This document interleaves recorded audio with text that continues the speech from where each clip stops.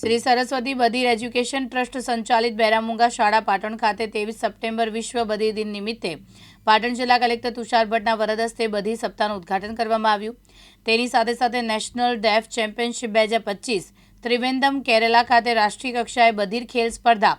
Athletic વિભાગમાં ગુજરાતને મળેલ કુલ 8 મેડલોમાંથી બેરામુંગા શાળા પાટણના ખેલાડીઓને 6 મેડલ અપાવી અદ્ભુત દેખાવ કરનાર ખેલાડીઓને વિશ્વ બધિર દિન નિમિત્તે પાટણ જિલ્લા કલેક્ટર તુષાર સહિત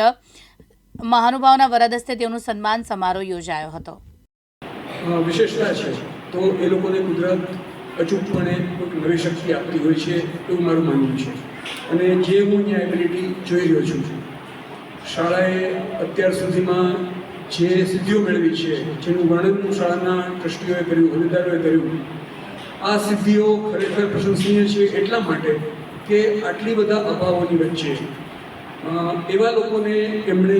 એક મુકામ સુધી પહોંચાડ્યા છે કે જ્યાં પહોંચવું સામાન્ય માણસો માટે ખૂબ જ દુષ્કર હતું। આટલી સ્પર્ધા, આટલા બધા અભાવો, આટલા બધા તકલીફો, એની વચ્ચે પણ એ લોકો આ સિદ્ધિ મેળવી શક્યા છે। એના માટે ચોક્કસપણે શાળાના શિક્ષકો, શાળાના ટ્રસ્ટીઓ એ સૌને ખૂબ જ અભિનંદન આપું છું અને ભવિષ્યમાં પણ આ પ્રકારની કામગીરી કરતા રહે એ માટે હું એમને શુભેચ્છાઓ પાઠવું છું। આજના પ્રસંગે મને યાદ આવે છે કે આપણા વડીલો મોટી ઉંમર થાય, સાંભળવાની ક્ષમતા ગુમાવી લેશે, ઓછી થઈ જાય અને જ્યારે એમના સંતાનો અથવા એમના કુટુંબીજનો મોટેથી બોલે અને જે પ્રકારનું વર્તન આપણે ઘણી વખત જોતા હોઈએ છીએ કુટુંબોમાં, તો આવા પ્રકારની વ્યક્તિઓ સાથે કામ પાર પાડવું એ આપણને બધાને ખબર છે કેટલું દુષ્કર હોય છે અને એની સાથે રોજબરોજ જે શાળાના શિક્ષકો કામ કરી રહ્યા છે એને માટે મારી પાસે કોઈ પ્રશંસાના શબ્દો નથી। બીજું મારે ખાસ આજે એ કહેવું છે કે અહીંયા મારા સૂચનો છે 2-3 એ હું અત્યારે વાત કરીશ અને ખૂબ ટૂંકી વાત કરીને મારી વાત પૂરી કરીશ। આજે આપણે ચોક્કસપણે એ લોકોને 8મા ધોરણ સુધી જ છે એટલે અમુક પ્રકારની કેળવણી અહીંયા અપાય છે, એ ચોક્કસપણે ચાલુ રખાય, પણ સાથે સાથે આ યુગ જે છે એ સ્પર્ધાનો યુગ છે અને અમુક પ્રકારના કેરિયર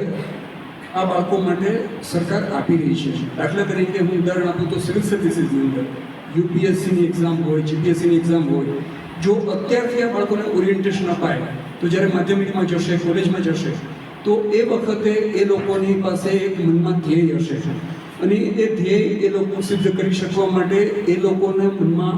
જ્યારે ઉદ્દેશ હોય, એક ધ્યેય હોય, ત્યારે એ સમયે ચોક્કસપણે પ્રયત્ન કરી શકે એવું મારું માનવું છે અને મને શ્રદ્ધા છે કે શાળા આ બાબતમાં ચોક્કસપણે વિચારશે। આ જે એ લોકો સિદ્ધિ મેળવી છે, પુનઃ એ તમામ બાળકોને હું પાછા અભિનંદન આપું છું અને ભવિષ્યમાં એ લોકો એમના ગમતા ક્ષેત્રની અંદર ખૂબ જ સારી ગમતા કામગીરી કરે, પ્રગતિ કરે એવી હું શુભેચ્છા આપું છું। મારી વાત અહીંયા પૂરી કરું છું। હાર્દિક સોલંકી સાથે ઓપેશ પંચાલ, દિવ્યાંગ ન્યૂઝ પાટણ।